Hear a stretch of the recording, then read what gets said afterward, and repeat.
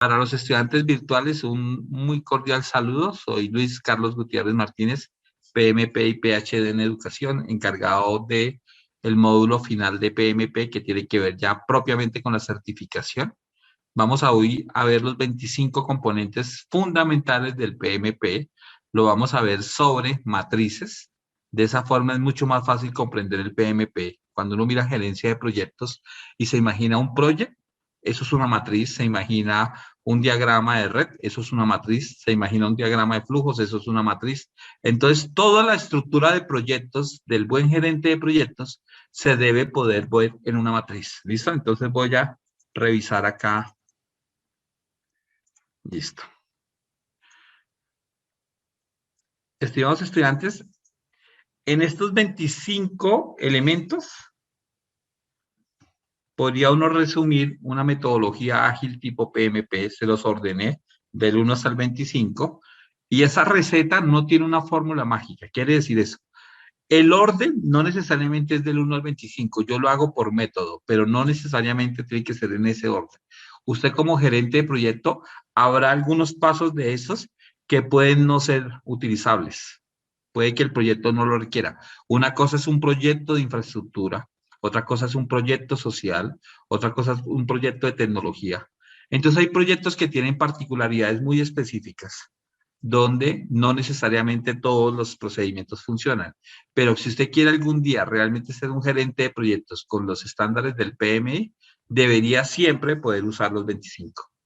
Pero a veces uno, por más que es experto, hay algunos elementos que no encajan y no es tan fácil. Y un proyecto, uno siempre tiene una espada en la nuca, y es los costos, porque el auspiciador del proyecto, el patrocinador del proyecto, siempre está pendiente de los costos, porque cada día de un proyecto de atraso o cada día que se puede uno ahorrar en un día de ejecución de un proyecto, eso se convierte, según el tamaño del proyecto, en demasiado dinero. Entonces uno siempre tiene, a veces los dueños de los proyectos no les gustan tanto las metodologías ordenadas, sino necesitan los resultados ya.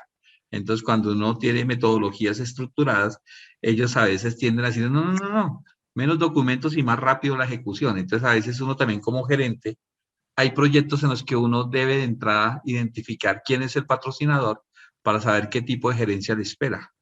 Si uno tiene un patrocinador que sabe de proyectos, puede que el tipo respete las metodologías. Pero voy a decir algo que va a sonar horrible, pero si usted tiene de patrocinador de proyecto una persona que no entiende nada técnico, que no tiene formación, él lo único que ve es que necesita que le construya sus edificios ya, porque los va a vender y se va a echar una plata al bolsillo. Es las metodologías, los cronogramas, los calendarios, ese tipo de cosas no son importantes. Mientras que si es para un banco, para una constructora que tiene una metodología y un sistema de gestión de calidad, la cosa es diferente. Entonces uno siempre debe analizar muy bien. Y por eso parte del PMI es verificar quién es el patrocinador para poder uno saber qué tipo de gerencia le espera. Entonces lo primero que tiene que manejar uno en un proyecto es el acta de constitución. El acta de constitución es uno de los documentos de las preguntas que a ustedes les hacen ahí. Entonces, todo proyecto tiene un nombre, todo proyecto tiene una fecha de inicio. Los proyectos se miden de dos formas, de la fecha de inicio a la fecha de cierre. Cuando el proyecto no tiene unos indicadores muy claros, se arranca de esa forma.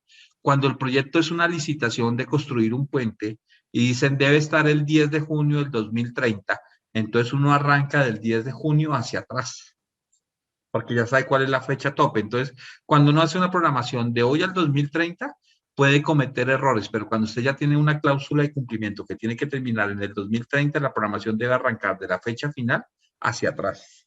Eso es una decisión que el gerente de proyecto toma. El gestor del proyecto es quién es el responsable del proyecto, quién es la autoridad del proyecto. Entonces, por ejemplo, en una licitación, si es un ministerio, si es una gobernación, claramente hay que identificar quién es el gestor y claramente hay que identificar quién es el cliente. El gestor puede ser el Ministerio de Transporte, pero el cliente es el municipio, el departamento, la región, la vereda o la concesión a la cual se va a hacer. Son cosas diferentes. Para el Ministerio de Transporte, un puente es importante y tiene unos indicadores desde planeación nacional, pero para el alcalde del municipio, que es vital para la conectividad, él es el cliente. Normalmente uno tiene un problema, esos dos tienen intereses diferentes. Mientras que el ministerio piensa en cómo logra que ese puente dure muchísimo, el alcalde lo que necesita es que se lo construya para la semana entrante. Entonces usted como gerente tiene que aprender a pilotear ese tipo de cosas y eso lo hace desde la acta de constitución. Señor alcalde, aquí el tema no es conectarle con guaduas y con palos, sino aquí es crear una obra de infraestructura de tipo 5G que se va a demorar 4 años. Así usted no lo alcanza a inaugurar. Punto. Uno tiene que ser claro. ¿Quién está rayando? Propósito y justificación del proyecto. ¿Cuál es? Una cosa es el propósito y otra cosa es la justificación. No es lo mismo. No es lo mismo el propósito que la justificación. Cuando uno habla de la justificación de un proyecto, tiene que ver en función de los recursos, tiene que ver en función del impacto a largo plazo. Cuando habla del propósito, son las ventajas colaterales que da el proyecto. ¿Cuáles son los objetivos del proyecto, criterios de éxito y relacionados? El objetivo del proyecto es construir un punto, un puente, perfecto. ¿Cuáles son los criterios de éxito? ¿Cuánto va a durar? ¿Cuál es el nivel de mantenimiento que requiere? ¿Cuál es el manejo ambiental que se le dio? ¿Y cuáles son los criterios relacionados? Es que si bien el puente va a beneficiar social y económicamente y no beneficia ambientalmente, uno tiene que comenzar a mirar ese tipo de compensaciones. Miren lo que pasó con Hidroituango. Todo el mundo reconoce que es importante para la energía del país, pero miren lo que sucedió cuando secaron el río Cauca. Todo el mundo se vino encima. Hubo un momento en el que hubo que tomar una decisión. ¿Ustedes se imaginan a Londoño cuando le tocó mandar inundar la casa de máquinas y saber que iba a haber una pérdida de cerca de 20, 25 millones de dólares inundando la casa de máquinas? ¿Con qué criterio tomó la decisión? ¿Con criterio social? ¿Con criterio técnico? ¿Con criterio económico? ¿Con criterio de los dueños? ¿O pensando en salvarle la vida a la gente? Entonces él tuvo que haber analizado todos esos escenarios y para haber dado esa orden era porque no quedaba ninguna otra opción, porque 4 factores, el económico, el técnico, el del cliente y y el financiero, le decía que eso era un error garrafal porque iba a ser casi que irreparable el tema y fácilmente iban a ser 3 o 4 años de más de ejecución. Pero había un criterio mucho más fuerte y era salvarle la vida a 30.000 personas. Eso hace un gerente de proyectos. ¿Se imaginan el nivel de crisis que debió haber manejado el gerente de proyecto de Hidroituango para tomar ese tipo de decisiones? Juan Luis Londoño, gerente de EPM, ¿cómo le tocaría revisar? Porque estamos hablando de pérdidas de 2.5, 2.6 billones de pesos, más las pérdidas que ya traía acumuladas. Eso es tomar decisiones como gerente. Descripción a alto nivel. ¿Qué espera el alto nivel? Rentabilidad, impacto social, crecimiento económico, desarrollo económico. Requisitos a alto nivel. ¿Qué espera cada uno? Entonces, bien como acá, dentro del formato le dice a uno qué debe colocar. Entonces, lo que el PMP le pedía a usted es que aprenda a hacer esto metodológicamente. Requisitos de aprobación del proyecto. Recuerden que en un proyecto como un proyecto gigantesco, hay organismos multilaterales. ¿Qué conocemos de organismos multilaterales? El Banco Interamericano de Desarrollo. Entonces, el Banco Interamericano de Desarrollo le presta plata al gobierno para que haga una obra de infraestructura, pero él no espera rentabilidad económica, espera desarrollo económico, espera desarrollo social. Entonces, usted tiene que aprender a mirar qué espera cada organismo. El Fondo Monetario Internacional, cuando da dinero para una obra, ¿qué espera? Cuando una empresa invierte, ¿qué espera? Cuando un alcalde invierte, ¿qué espera? Eso lo tiene que tener usted súper claro. Y aquí está el ejemplo. ¿Qué es lo que se necesita cumplir? Porque al final, ¿qué es lo que le van a pedir a usted? Esos entregables. Riesgos a alto nivel. Ustedes vieron matriz de riesgos a diestra y siniestra durante todo este proceso de formación, pero realmente cómo se construye una matriz de riesgos. Para construir una matriz de riesgos, lo primero que tengo que tener es una matriz DOFA. Debo identificar debilidades, fortalezas y amenazas, porque si no, ¿cómo determino los riesgos? Porque eso no es que yo decidí que son estos, no. Un ejemplo puntual, ¿por qué fallan las obras de infraestructura en Colombia? ¿Quién me contesta? No va a decir que se roban la plata porque le doy un coscorronazo. Creería, profe, Dime. creería que porque no hacen una buena matriz de riesgo, ¿no? Porque eso es como el estudio que se hace para que algo dure o algo así, Tal ¿no? cual. Ese es un punto, pero el mayor riesgo en Colombia son dos temas, los temas ambientales y los temas topográficos.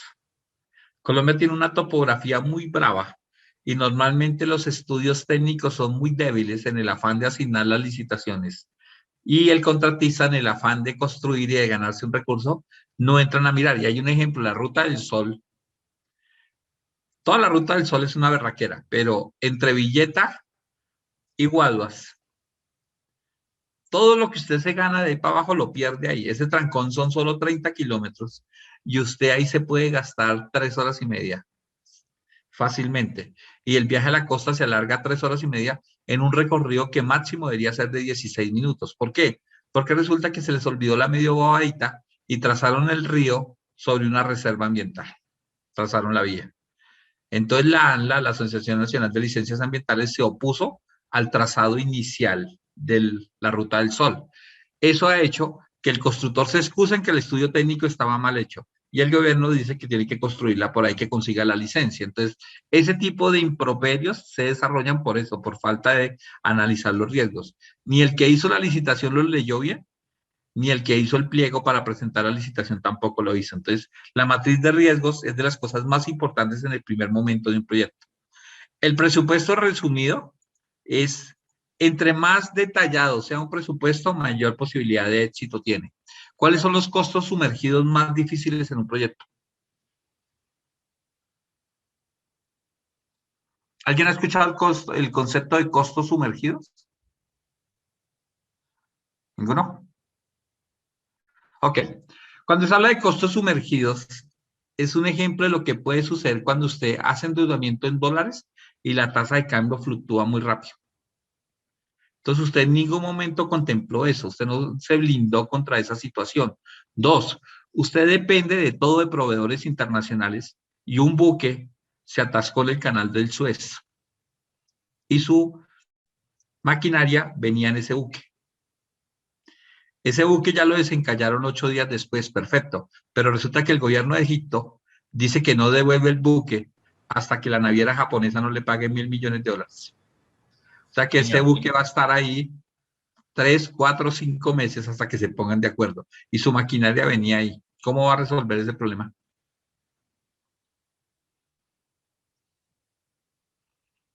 Entonces el gerente del proyecto. ¿Quieren cómo resolverlo? Digan no, digan sí. Sí. ¿Cómo? Y hay que buscar nuevos proveedores. Sí. Complicado. Pólizas. Entonces, miren, todas las respuestas pueden ser tan viables o tan no Alquiler de viables como una maquinaria. sea. Uno, busco otro proveedor y trato de ver si puedo encontrar un esquema de solución al tema. Posición 1 y podría ser posible. 2,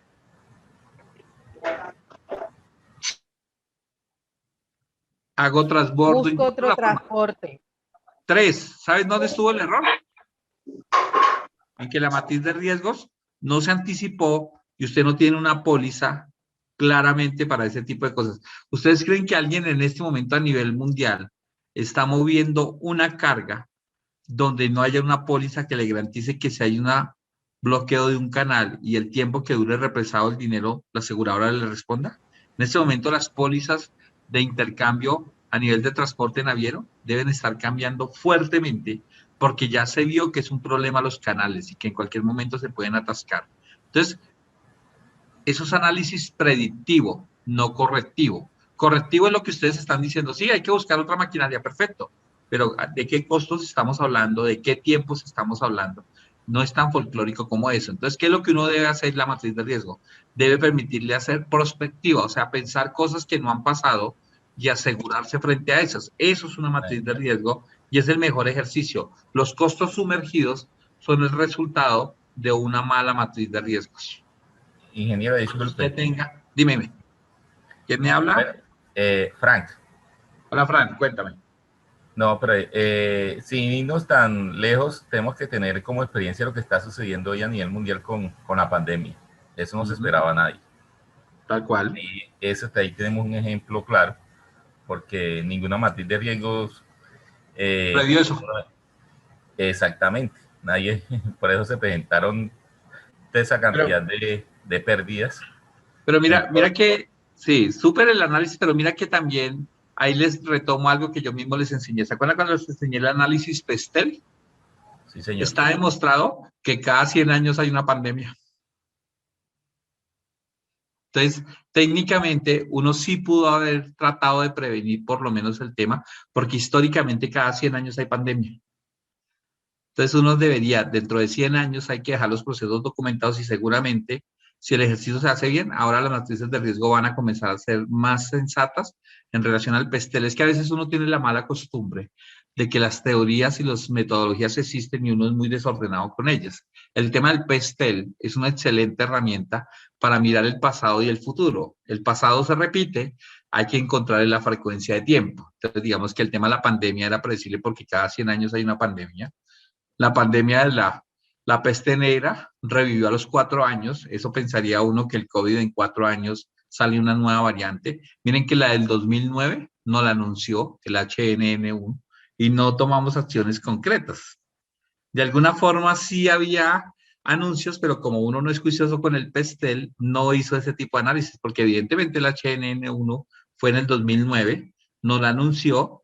La peste negra 13 años atrás tuvo una peste similar, que fue la bubónica, y la gente no la copió que podía llegar a pasar. Entonces, sí, estoy obviamente haciendo algo muy especulativo en términos de que está en el momento, pero sí, el tema de los canales ya es un problema, el tema de los tráfico y la piratería marítima ya es un problema, el tema del cambio climático ya es un problema para el transporte marítimo. Entonces creo que uno ya tiene que comenzar a mirar y a evitar hasta donde más pueda los costos sumergidos. Y los costos sumergidos, ¿de dónde se tienen que sacar al final? De la utilidad. La única forma en donde se puede sacar costos sumergidos es de la utilidad final del proyecto. El problema es cuando es un proyecto de infraestructura. Mire que los NULE, un poco sí fue por corruptos, pero otro poco fue por la mala gerencia. Ellos nunca tuvieron una base inicial para empezar. Lo que hacían era mover su flujo de caja con base en los anticipos de las obras y llegó un momento en que el hoyo estaba muy grande. O sea, ya un anticipo no les alcanzó para tapar una obra, entonces les tocó paralizarla del todo.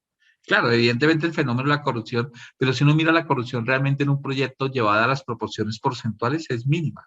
Realmente un proyecto, por más que usted se quiera robar, no se puede robar más del 30% porque se nota. Entonces ese es un tema que tiene que ver más con una mala gerencia. Ellos intentaron ganar el segundo tramo de la Ruta del Sol, con eso pensaban reactivar el segundo carril, la Ruta Girardot, y de esa forma destrabar esa obra y poder cobrarla y meterle esa plata a la Ruta del Sol. Digamos que era un esquema muy piramidal, que al final cuando perdieron la Ruta del Sol se descalabró todo el modelo. Pero el modelo no era tan perverso si hubiera habido una buena gerencia, porque fue un grupo de empresarios que partieron sin dinero y por el camino repartían muchas coimas. Evidentemente se descapitalizaron de una obra con la otra porque los costos se les fueron a las nubes. ¿Recuerdan la 26, los que vimos en Bogotá? La 26 duró meses parada, pero ellos en el afán de tratar de cobrar anticipos, por lo menos ponían 4 o 5 mechudos ahí a tratar de hacer la pantomima de que estaban trabajando, pero en realidad esa era una obra que duró para casi un año. Entonces, eso es el tipo de cosas que no pueden pasar en los proyectos. El calendario de hitos, el hito se considera un punto de evaluación, un momento importante del proyecto. Al principio uno la puede embarrar mucho en los hitos y yo siempre les doy un consejo acá a los estudiantes y es que revisen proyectos que otros hayan hecho en forma paralela y revísenlos. Hay mucho proyecto publicado y eso le puede permitir a uno hacer una revisión de hacia dónde podría hacerlo. Entonces, este es el primer elemento que hace parte, miren todo lo que lleva a la constitución de un proyecto y uno a veces es descuidado con este tema. Ahora vamos a ver el elemento 2. El elemento 2 es el registro de interesados y aquí esto es súper clave. El histórico de un gerente de proyectos es muy valioso. ¿Qué es el histórico del gerente de proyectos? Lo que ha sido la trazabilidad de un proyecto para poder proyectar sobre ese otro similar o por lo menos tener un punto de partida. Entonces el registro de interesados parte de, hay diferentes interesados, ojo, el interesado no solo es la gente que va a trabajar conmigo, sino un interesado es las empresas o los aliados que quieren trabajar en el proyecto. Hay una posición dentro del proyecto y esa posición la persona tiene un nivel de formación. Hay un rol. Usted puede tener toda la formación del mundo, pero su rol es el de ser asistente y ese es el rol. Hay unas expectativas de la persona. Por eso cuando usted contrate a alguien con mejor perfil que usted, ¿qué debería hacer? ¿Contratarlo o no contratarlo?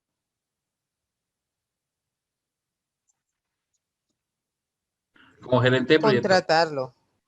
Claro, pero el dono tiene que tener claro cuál es el rol y debe darle más allá del salario. Entonces le debe manejar las emociones. El buen gerente de proyectos se rodea de buena gente, hasta mejores que uno, pero tiene que saberles manejar las expectativas, si no se le vuelven un problema. Entonces usted tiene que darles más allá de dinero. A veces el dinero es lo que menos le gusta a la gente le gustan otras cosas. Entonces usted trae un súper experto en el tema, trabájele los horarios, trabájele el salario emocional, trabájele ese tipo de cosas. Y debe calcularle cuál es la influencia que va teniendo sobre el equipo. Porque también como puede ser un rol positivo tener una persona muy VIP, también puede ser un rol negativo. Y debe medirle las actitudes. Este registro de interesados debe actualizarse permanentemente. Eso le permite a usted mirar en un momento dado, cuando pierda el control del proyecto, el balance scorecard, el clima organizacional esté muy malo, usted puede remitirse al registro de interesados y comenzar a evaluar quién puede ser el que está generando el factor. Uno puede decir, no, pues al ojímetro yo sé que es fulano. No, esas cosas hay que documentarlas y medirlas, porque en cualquier situación a futuro a usted le pasa lo mismo y tiene elementos de juicio. Entonces miren cómo este elemento no es muy común en los proyectos. Muy rara vez le hablan a uno de llevar este tipo de matrices para la gestión del clima organizacional. Tercer elemento, la matriz de trazabilidad de requisitos. ¿Qué es la matriz de trazabilidad de requisitos? ¿Qué es un requisito? Ojo, no es una tarea. ¿Qué entienden ustedes por requisito? Yo sí lo debe tener. Dime. Uno que se debe cumplir. Un Requisitos requisito. puede ser la parte legal, una Ajá. parte legal puede ser uno de los requisitos. Tal cual. Eso tiene una prioridad, pertenece a una categoría y tiene una fuente. Dime. Son como alineamientos. Obligatorio. Tal cual. Son cosas que usted obligatoriamente tiene que cumplir, pero ese cumplir tiene Son cosas que se requieren. Tal cual. Tiene una Ingeniero. estructura y tiene un objetivo en función de a qué le apunta. Usted puede ser el más macho en costos, pero si estamos hablando de un proyecto donde se mide es la calidad de vida de la gente, como que ahorrarse un peso no necesariamente es una buena decisión. Hay que mirar es cómo ese peso genera mayor impacto social. Porque a veces uno, todo, y desafortunadamente, y sucede mucho, sobre todo con las personas de las áreas contables y financieras, todo lo miran en dinero. Entonces, como que vamos a hacer una actividad para los niños. Uy, pero ¿cuánto vale eso? 10 pesos, no hágala con 8. No, pero ¿qué es lo que estamos buscando? ¿Gastar 8 pesos o hacer felices a los niños? Entonces, cuando uno invierte esos valores, las cosas tienden a fallar. Uno tiene que saber cuál es el objetivo. Si el objetivo es hacer feliz a la gente, entonces el dinero tiene un nivel 2. La primera es la felicidad de la gente. Miren lo que sucede con Dubái. Hoy Dubái es el lugar soñado. Dubái hace 60 años, ¿qué era? Un desierto que acababa de encontrar petróleo. Un emir muy inteligente dijo, ok, chévere el petróleo, estamos cogiendo malas costumbres, la gente está teniendo mucho dinero, hagamos algo importante. Pensemos en 100 años adelante, ¿qué vamos a hacer? Un país lleno de huecos sin petróleo, perfecto. Entonces, ¿qué vamos a hacer con la riqueza del petróleo actual? Invirtamos en desarrollo urbanístico y con base en eso pensemos que a futuro seamos una potencia de turismo. Hoy Dubái, en la zona, si uno lo mira, es el país mejor desarrollado, con un esquema de turismo, no depende del petróleo, pero tiene unos niveles de peso a nivel mundial importantes. El edificio, ¿cómo se llama? El edificio en forma de barco. El Burj Al Arab. Tal cual. ¿Por qué se hizo ese edificio así, en esa posición y de esa forma? ¿Alguno sabe? Yo tengo entendido, ingeniero, que eso lo hicieron uno pensando en las tormentas de arena, porque son demasiado fuertes. Sí. Esa es como el principal característica que en lo que yo digamos que me acuerdo. Ese realmente fue el desafío. Realmente lo que se quería hacer era un edificio emblemático. Los edificios emblemáticos se pueden hacer con muy pocos trazos. Entonces, el edificio emblemático, la Ópera de Sydney, la Torre Eiffel, son edificios emblemáticos. Ese edificio se quería que fuera emblemático. Estaban mirando algo que fuera súper espectacular. Entonces, la ubicación del país en relación al mar hacía que puesto sobre la costa tuviera muy poca visibilidad. Entonces pensaron en construirlo en el mar con una isla artificial que tuviera forma de velero y que fuera lo más espectacular desde su diseño hasta su concepción interna. Entonces tuvieron varios desafíos y ahí sí sale el tema de las tormentas de arena.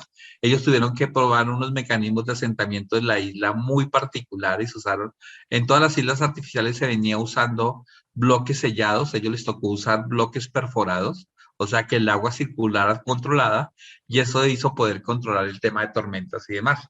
Miren cómo la idea era crear un icono, perfecto, un icono, pero la ubicación geográfica no es buena, ok, solucionémoslo. Ok, pero es que hacerlo ahí es muy difícil, solucionémoslo. Claro, evidentemente tuvieron muchísimos más desafíos, seguramente los costos se despedazaron por el camino, pero al final el objetivo no era la plata porque la tenían, el objetivo era hacer lo que querían hacer con la espectacularidad de vida. Entonces, ¿sí ven cómo hay dos formas de medirlo? En ese momento el dinero no era el problema y lo dice abiertamente la historia del edificio. El dinero no era el problema era que el edificio cumpliera el objetivo de que a futuro Dubái fuera un centro de desarrollo turístico y un país que todo el mundo quiera conocer, y así fue. Entonces, ¿sí ven cómo la trazabilidad y los requisitos no necesariamente se miden en dinero, se miden en otras cosas? ¿Qué es lo que el cliente espera? ¿Y cuál es el entregable que corresponde al equipo de trabajo? ¿Qué es lo que se espera? ¿Qué es el entregable? Entonces, el entregable es un plano, perfecto. ¿Qué es el entregable? Un edificio, perfecto. ¿Qué es el entregable? La felicidad de la gente. O sea, uno tiene que saber cuál es el entregable y cuál es el método de validación de ese entregable. Usted puede decir que lo que hizo es una maravilla, pero si las cosas no se validan, de nada sirve. Entonces, si usted quería generar felicidad, ¿cuál es la validación de eso? Pues un estudio que garantice que la gente sí fue más feliz. Si el objetivo era en una concesión, cuando se monta un peaje, ¿cuál es el objetivo? Poder financiar el mantenimiento de la obra, la generación de obras adyacentes, pero sobre todo la rentabilidad de la persona que compra la concesión, porque nadie compra una concesión para perder. Entonces, si hay un estudio difícil, son los de las concesiones. Y el gobierno nuestro es muy tonto en las concesiones, porque aparte de todo que hace un estudio financiero, cuando no se dan, o sea, cuando hay una mala matriz de riesgo, los grupos que cogen las concesiones se hacen pagar el promedio mínimo de vehículos que necesitan. Pero cuando pasan de más, no devuelven. ¿Sí se han dado cuenta de eso? Cuando uno mira, revísense en el Ministerio del Interior que hay varios contratos de licitaciones, se dan cuenta que cuando no logró el mínimo de carros, el gobierno da lo que hace falta. Pero cuando pasan más carros, no pasa nada. Entonces, desde la orilla del gobierno se ve mal, pero desde la orilla del empresario se ve muy bien. La pregunta es, ¿quién diseñó eso? Entonces, claro, el empresario lo piensa como negocio, pero el Estado no dignifica un poco el tema de los recursos públicos. Sí, chévere que gane, pero no tanto, gane un poquito menos. Y después piden exoneración de impuestos. Entonces, eso es lo que uno puede mirar en estos métodos de trazabilidad y validación. La definición del alcance. Entonces, el alcance de un proyecto tiene una descripción, tiene unos entregables, y uno lo miraba en las monografías de algunos de sus compañeros de la etapa profesional, colocaban un objetivo que era diseñar una aplicación móvil para el transporte en moto. Entonces uno dice, uy, me van a entregar. Entregables. No, pues un documento del transporte público. ¿Qué tiene que ver una cosa con la otra?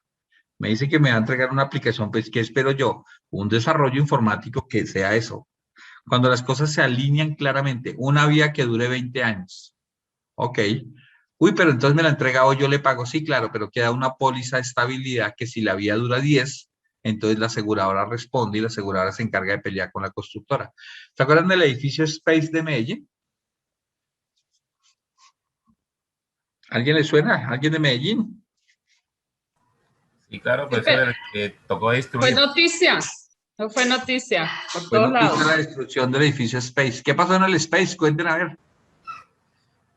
Eso del Space presentó una serie de deficiencias estructurales, o inclusive que unas comenzaron a reforzarlo porque se estaba cayendo, estaba presentando grietas, y cuando comenzaron a hacer esos trabajos se presentaron unos accidentes donde fallecieron varias personas.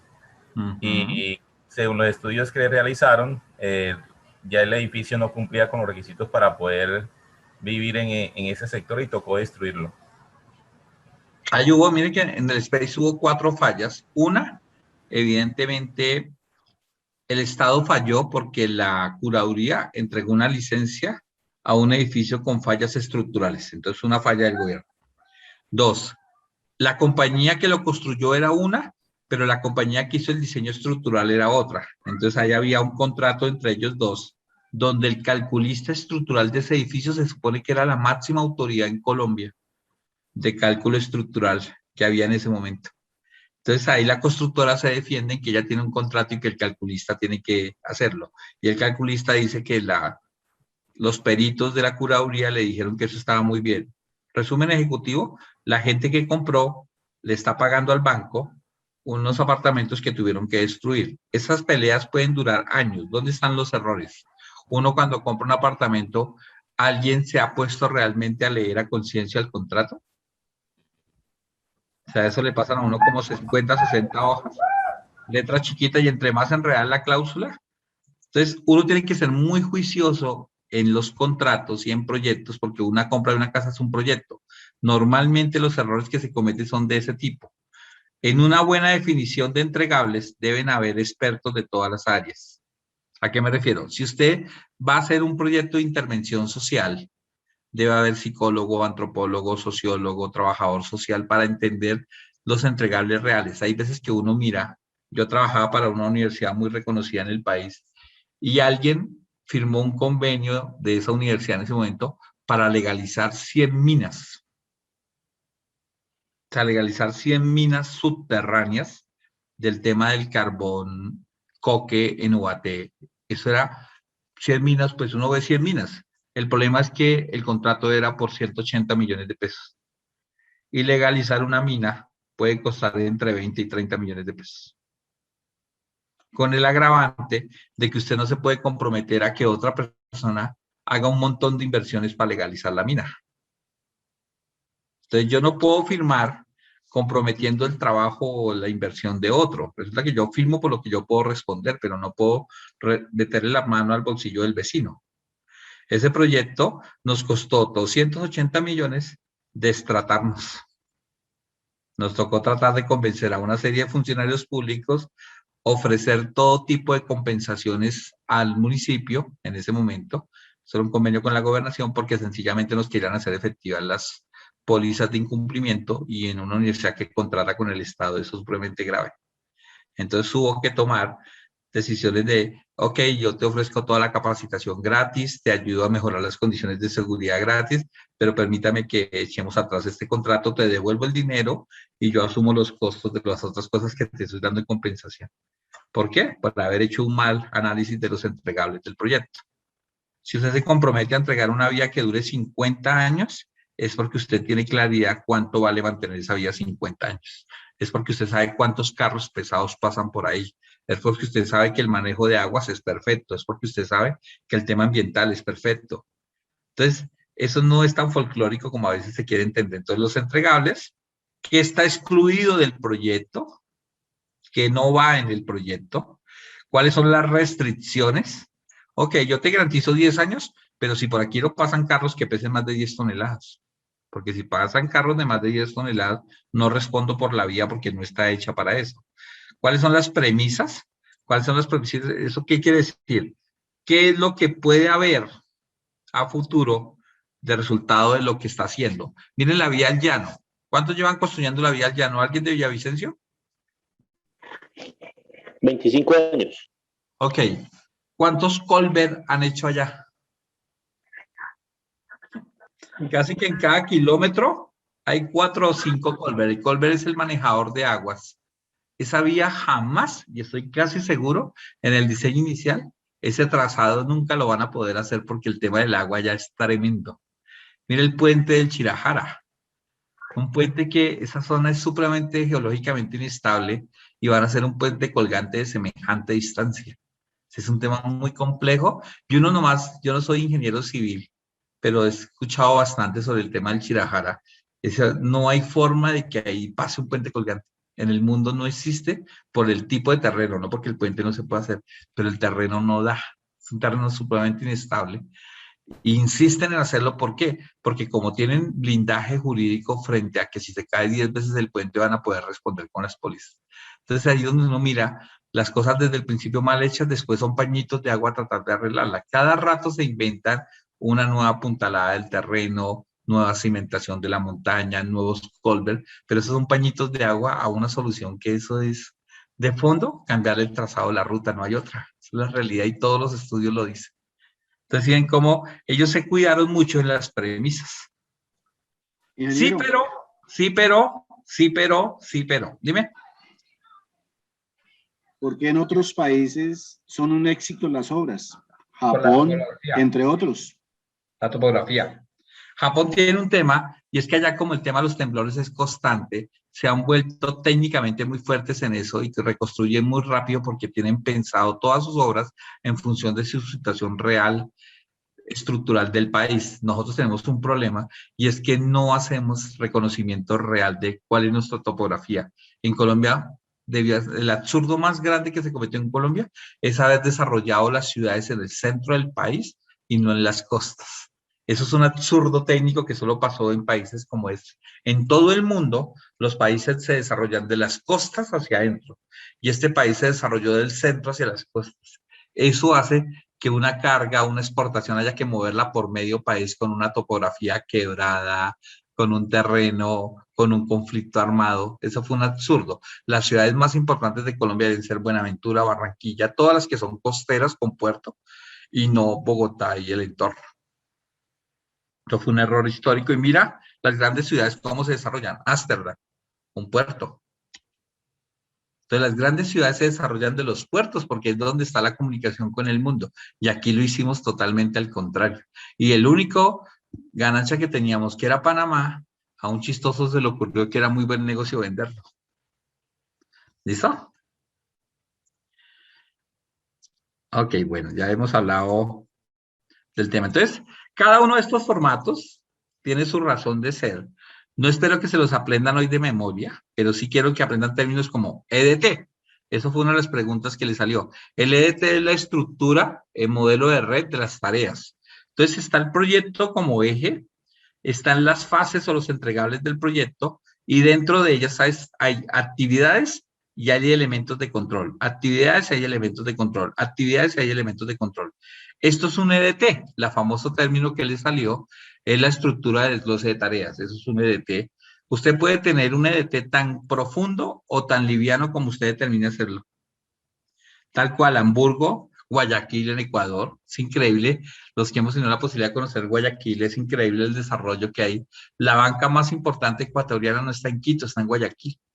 La ciudad más importante de Ecuador es Guayaquil, que es la zona costera. Entonces, el EDT es esto. La famosa pregunta que todos la perdieron, eso es un EDT. ¿Y cómo se hace un diccionario de estructura de trabajo? De esta forma. Se define el paquete de trabajo, o sea, la actividad puntual, se hace la descripción, se asigna el responsable y se ponen los hitos. Entonces, paquete de trabajo, pintar la vía. Descripción, se deben pintar 10 kilómetros por día durante 30 días para el trabajo con un operador externo. Responsable, operador externo. Hito, cada semana se debe medir la cantidad de metros que lleva por semana y de esa forma vamos mirando que vamos cumpliendo. Y ya después se desglosa esa actividad de pintura que es traer la pintura, cargar la maquinaria, mover el operario, verificar la calidad, todas las tareas que se requiera, y esto al final es lo que se denomina el diccionario de EDT, que también fue una pregunta que les salió bastante. ¿Dudas hasta ahí, chicos? Chicuelos. Sí, sí, Dale, ingeniero. Gloria, dime. Gloria. Ingeniero, venga, yo presento proyectos para solicitar aerolíneas rutas a Colombia. Sí, ¿verdad? ¿dónde trabajas? ¿En Avianca? ¿En qué empresa trabajas? No, yo soy independiente, ya, pero he trabajado en todas esas aerolíneas. Entonces me formé y aprendí toda la parte legal de la aeronáutica y cómo se presenta el proyecto. Yo voy a audiencias públicas, todo eso. Yo todo eso lo aprendí. Y una forma de presentar, bueno, para mí es fácil porque llevo años haciéndolo y lo tengo en la cabeza, ¿verdad? Y ahora yo le pregunto a usted una cosa, mi duda. esos formatos que usted nos presenta ahí es como una guía paso a paso, o eso es un formato para contratar con el gobierno? No, eso es una guía paso a paso que te lleva hacia el modelo que es el PMI. ¿Qué sucede con el Estado? Y ahí es una muy buena pregunta que nos hace Gloria. El Estado contrata Listo, el Estado contrata con unas metodologías que usa el Banco Mundial. En este momento es MGA, y ahí sí les voy a dar un dato súper chévere. El MGA es un modelo que es del Banco Mundial. Si quieren hacer cursos del tema, entren a Planeación Nacional al dnp.gov.co y ahí puede usted aprender de MGA. Con esa metodología, ¿usted qué hace? Puede aspirar a presentar proyectos y a entender los proyectos como el Estado los estructura. Y otro dinero que usted, cuando pueda, inviértalo en hacer cursos de SECOP 2. El SECOP 2 es la plataforma de contratación que usa el Estado. Hoy, ser muy bueno en SECOP 2, hay muy buena oportunidad de entrar. Y los que son empresarios, en el momento que ya comienzan a tener contraticos más o menos grandecitos, deben hacer su RUP, que es el Registro Único de Proponentes, porque ese es un estándar para el Estado donde usted certifica la experiencia. Pero hoy ya entidades privadas, organismos multilaterales como tipo PNUD, están comenzando a exigir RUP para certificar la experiencia. Ya no es que yo tengo estas carticas de mis clientes, no. Hoy frente al Estado solo existe una forma de certificar experiencia y se llama RUP. Cada vez yo escucho a muchas personas, no, es que siempre ganan los mismos. Desafortunadamente, parte de lo que hace un buen contratista del Estado es tener su RUP, y el RUP es el que le permite, en la medida en la que usted gane y gane y gane experiencia, pues usted siempre será el número uno porque es el que más experiencia tiene. Por ejemplo, nosotros como Universidad San José somos súper expertos en educación de jóvenes y adultos. Casi que en el país todas las licitaciones de educación para jóvenes y adultos se les gana a la Fundación San José. ¿Por qué? Porque exigen tener experiencia durante 5 años en contratos de tantos miles de millones de pesos. Y resulta que en el último año la universidad gana el 80% de las licitaciones de esa área. Entonces, ¿qué quiere decir? Pues que cada vez cogemos más ventaja y cada vez ganamos más fácil. Porque somos los que cumplimos los requisitos. Entonces, esos términos juiciosos, MGA, hay que aprenderla. DNP es el lugar. Hay que aprender y hacer cursitos de SECOP 2. Los que son empresarios pueden registrarse en la SECOP. Puede que no ganen ninguna licitación, como nos estaba explicando Gloria. Puede que no ganen ninguna mínima cuantía, ninguna subasta inversa, que no ganen ninguna de esas. Pero el solo hecho de aprender eso es una habilidad laboral que hoy se premia muy bien. En nuestra universidad, el experto en SECOP gana más de 8 millones de pesos. Porque él es el que se encarga de que nosotros ganemos licitaciones. Él las busca, valida el RUP y nos la manda a los técnicos para que formulemos proyectos. Eso es una habilidad que en el mercado hoy se premia fuertemente. El caso de lo que nos estaba presentando Gloria es bien interesante porque es un nicho específico, es una forma específica de hacer negocios, porque el servicio aeronáutico es súper regulado, súper regulado. Está súper regulado desde el oficio como tal, digamos que todo lo que es aviación, por ejemplo, la trazabilidad de un repuesto para un avión, es súper delicado. Es un tema que tiene una trazabilidad desde que se inicia la construcción de la parte, por donde pasó los técnicos, después ya el tema de mantenimiento de aeronaves es súper delicado. El manejo de entrada y salida de aviones en un aeropuerto, eso tiene su ciencia. Los aviones pagan por el ingreso, el despegue, el aterrizaje, el tanqueo. Eso tiene sus reglas bien chéveres. Por lo que entiendo, tú trabajas en el tema de rutas, que ese es un mercado que está en pleno auge, que es bien interesante. Dime, Gloria. Ingeniero, soy experta en eso, en asesorar aerolíneas, y como yo le decía a alguien, ahora con la pandemia, no, es que a los aviones le van a colocar no sé qué, una cortina. No le van a colocar nada, porque nada más colocarle un ingrediente más le cambia la estructura del avión, el peso del avión, el centro de gravedad del avión, y hay que hacerlo prácticamente todo el proyecto de nuevo. Entonces las aerolíneas se curan en hacer esas cosas por la pandemia. Y bueno, no, sí, me he dedicado a ese tema. Ahí tengo, y es un tema muy, muy cerrado, y la aeronáutica es diferente al Estado. Uno no contrata con el Estado, uno contrata con la aeronáutica. Que es la dueña de los aeropuertos y el espacio aéreo. Hay un tema que... Es diferente. ¿Cuánto paga hoy un avión por entrar y salir de un aeropuerto internacional, Gloria, en promedio? Bueno, depende del peso. Acabé de aterrizar un avión ahora en Semana Santa que llegó de Santo Domingo a Medellín, a Río Negro y salió para Punta Cana. Ese avión, el peso del avión, porque son varios costos, eso no se baja, con todos los costos no se baja de 5 millones de pesos. Nada más el aterrizaje de un día, de un solo día, pero era una 321 que pesa 75.500 kilos. La protección al vuelo que le pertenece a la aeronáutica civil son nada más $440. El derecho de aterrizaje, $440 para la concesión y así ¿Parqueo? un montón de cosas. ¿Cómo, ingeniero? ¿El parqueo? El parqueo cuesta $167. Eso es todo en dólares, ¿oyó? Eso es una mina de plata. Miren que y gracias, Gloria, por el aporte que me parece súper. Miren que ese es un sector muy particular, súper regulado y, como decía Gloria, muy específico. Entonces, cuando uno logre tener esas habilidades, eso en el mercado se premia. Entonces, ustedes acá, más allá de, si usted tiene un sector en el que conozca muy bien, yo por ejemplo en el sector educativo, soy una autoridad en modelos regionales. Yo digamos que para aterrizar programas regionales de diferentes formas, toda la vida he hecho eso. Y conozco la ley, conozco lo que se puede hacer, y cuando se puede o no se puede, puedo emitir un concepto claro y se me paga por eso, por emitir ese tipo de conceptos únicamente. Entonces, vuélvanse expertos en un tema, los temas de exportación de productos perecederos es otro mundo, el tema de las flores, el tema de las verduras, el valor que toman los productos con ciertas categorías. Ustedes creen que el negocio de las bananeras es muy suave, eso tiene sus reglas, las medidas, el ancho, el peso. Así como el cuento, ni muy grande ni muy pequeño, porque el mercado europeo no acepta que sean muy grandes, pero tampoco acepta que sean muy pequeños. Todo en la vida tiene reglas. Los proyectos son exactamente iguales. Esta es una metodología que lo lleva a usted a hacer un PMP, pero hay casos específicos, y era lo que les decía al inicio, no en todos los proyectos caben todas las metodologías exactas. Por ejemplo, en el mundo de las tecnologías Rapid. Ustedes en Rapid, una compañía que va a 1000 por hora desarrollando productos de tecnología, ¿le van a dar tiempo a un ingeniero que se siente a hacer 40 formatos? No, mijo, produzca. Porque el negocio de ellos no es estar estandarizados en proyectos, sino generar innovaciones rápidas. Entonces, cada cosa tiene sus reglas.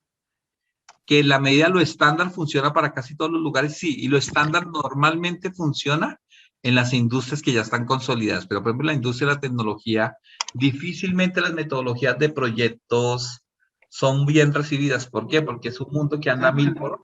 Del hombre, ¿no? No anda pensando en documentar, sino en crear. Entonces hay sectores donde las reglas son diferentes. Por ejemplo, yo siempre critico el tema de Rapid, de la gente que no, es que es injusto, es que no les dan contrato, pero ¿en qué momento les ofrecieron contratos? ¿En qué momento el modelo de negocio dijo que era así? ¿En qué momento cuando usted descargó la aplicación y se afilió le dijeron que le iban a dar un contrato largo? Entonces no pida lo que los modelos de negocios jamás le dijeron que iban a dar, porque el modelo no va a cambiar por las personas. Las personas se adaptan al modelo y el modelo jamás dijo que iba a hacer eso. Entonces yo cada vez que escucho que vamos a sindicalizarlos, pero ¿cómo? Si técnicamente no tienen el requisito número 1 que se llama ser empleados. Con un sindicato lo primero que necesita es tener empleados. Listo, súper chévere el aporte de Gloria. Entonces, acá están los requisitos de recursos de actividades. Entonces, usted comienza a llenar específicamente. Aquí les dejé súper documentado cada cosa. No voy a ver los 25 ingredientes en profundidad, pero les voy a dar los 4 factores como usted va a entender esas matrices. El primero, debe leer detenidamente las condiciones del proyecto, bien sea el estudio previo. Es un documento que crean las entidades del Estado para justificar un proyecto, se llama estudio previo. Los clientes privados entregan un estudio de factibilidad del proyecto. Dice, mire, este es el proyecto que yo quiero. Usted lo debe estudiar como formulador, debe preguntarle a quien lo haya estructurado lo que le necesite preguntar, y a partir de eso lo lleva a un modelo de gerencia de proyectos. El tercer elemento, no haga ningún proyecto donde usted no tenga la posibilidad de comparar algo similar en el mundo. Hoy es muy fácil verificar cosas de proyectos, y yo de usted lo primero que haría es afiliarme a una de las oficinas de proyectos. Cuando les di vigilancia tecnológica, les mostré varios tipos de informes que se pagan, como el que veíamos de datos.com, informes de datos.com, que es pago, pero son membresías baratas, donde usted tiene la posibilidad de ver proyectos similares. La información hoy es dinero. Entonces, si usted va a apostarle realmente a proyectos, posea información. Entonces, afíliese a uno de esos portales. Ahí habían varias opciones, digamos que el de datos les dije que era súper importante, digamos que ese era el que yo usaba y me parece un elemento importante. Y el cuarto elemento, aprenda a pagar las consecuencias de los errores. Usted va a perder dinero al principio y no se estrese por eso. Se va a meter en proyectos donde le dan 10 pesos y termina perdiendo 30, no se preocupe. Pero esos 20 que le tocó poner de más, le van a dar una experiencia que en el futuro le va a permitir recuperar el dinero. Nadie va a ir en coche de entrada. Y cuando tenga la oportunidad de estar con una experta como Gloria, sáquele de esa cabeza todo lo que más pueda preguntándole. Cuando usted esté de ayudante de alguien, de apoyo en proyectos de alguien, aproveche para preguntarle todo lo que le va a preguntar, pero sobre todo documente, apunte, tenga claridad en lo que la persona le está diciendo. Dime, Guido, que tienes la mano arriba. Guido.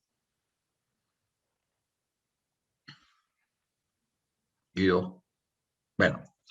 Entonces, esos son los 25 elementos de los cuales les hablan en todo el momento de la certificación. Ya usted irá tomando en la medida en la que corresponda, los va revisando, los va probando, los va haciendo, va a investigar sobre ellos y seguramente va a lograr llegar a amasar los conceptos como lo hace uno, que ya realmente hay cosas que uno ya mecánicamente hace. Le hablan de un diagrama de red y se le viene a la cabeza, ah, sí, un proyecto similar fue este.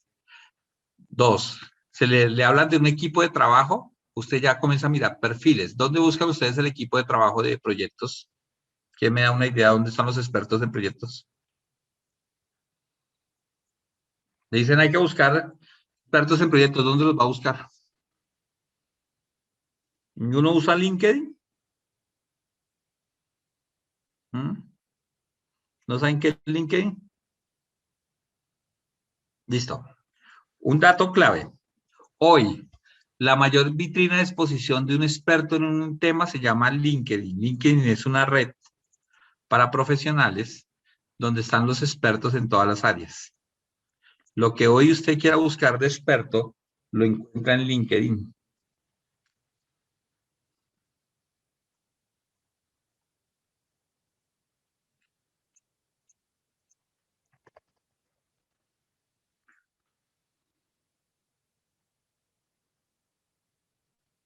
Esta red es para profesionales. Esa red es de Microsoft y usted aquí encuentra todos los expertos habidos y por haber. Es toda una red que le permite a uno buscar gente, posicionarse como consultor y por lo menos le genera a uno un negocio al año, si uno lo sabe hacer. Ese es el mío.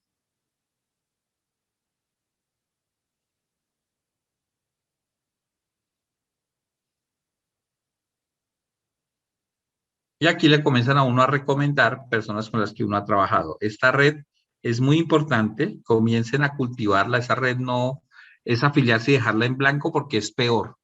Lo primero que uno tiene que tener realmente es que mostrar. Hoy todos los expertos a nivel global, usted los puede encontrar a través de LinkedIn y encontrar a la persona más importante del mundo en un tema usando LinkedIn. Esa red tiene una particularidad y es que todas las semanas le cambian el algoritmo de búsqueda. O sea, no es tan fácil de dominarla para encontrar gente. Entonces es un trabajo, casi que esa es una competencia lateral que un profesional debería tener. ¿Ninguno había escuchado nunca hablar de LinkedIn? Sí, profesor, Sí, incluso... Es más, yo estoy ahí. Súper. Venga, miramos Gloria. Venga, esperamos a Gloria. Pero ingeniero, no le he prestado mucha atención, pero estoy ahí. Le voy a prestar atención porque usted me lo está recomendando ahora. ¿Esta eres tú?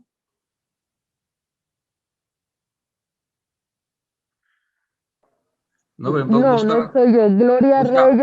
Gloria Reyes Avilés soy.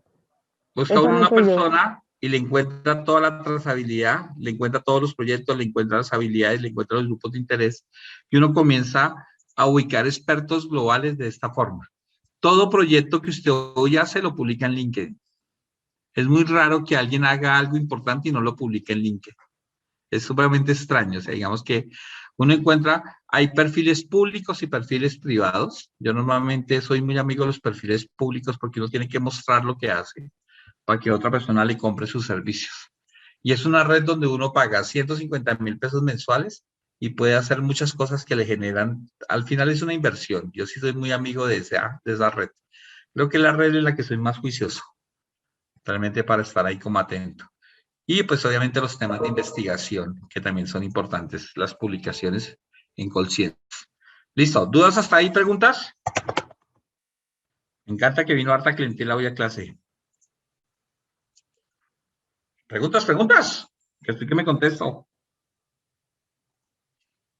No, parece que esta clase estuviera aburrida.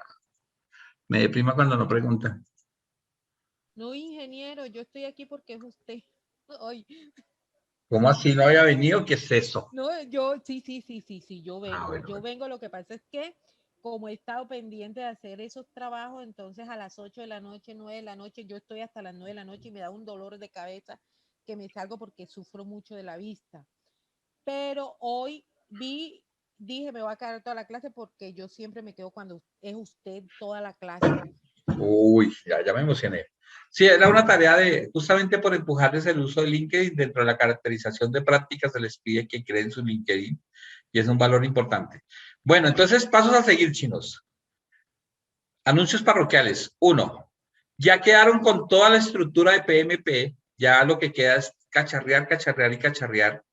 2. Mañana preparados para el ejercicio, entonces los invito hoy y mañana en el día a hacer varias veces el ejercicio del simulacro. Ahí va a aprender cosas que le van a servir mucho para lo de mañana.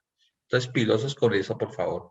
Hagan el 2 inicialmente muchas veces. El 3, ese deberían hacerlo una vez pasen el 2. No vayan a hacer el 2 y el 3 al tiempo. Hagan el 2 primero hasta que lo pasen.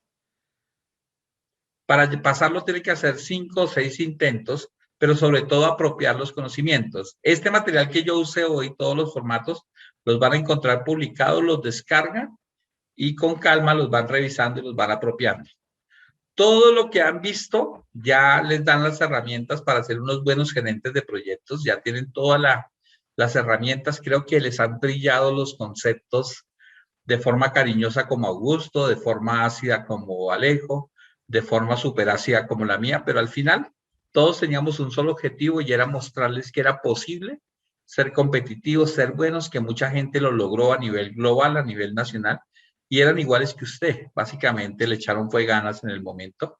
Este proceso de formación buscaba eso, inspirarlos, llevarlos al proceso de formación que fueran exitosos. Les queda solo una tarea que deben entregar máximo al 20 de abril y es el documentico con el caso de estudio.